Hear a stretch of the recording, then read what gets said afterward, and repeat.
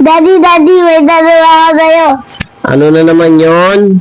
Ano ang pinakasikat na isda sa balat ng lupa? Aba, kakaibang tanong yan ah.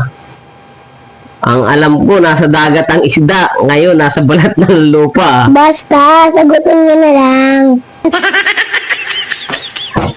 Sikat na isda. Eh di, bangus. Hindi.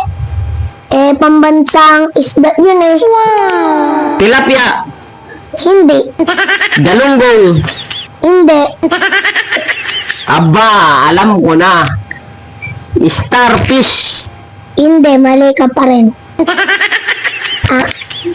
Sirit ka na ba? Ah, sige, sirit na.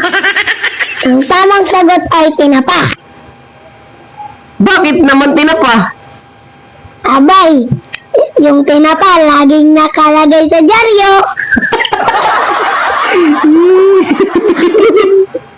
Tinapa nga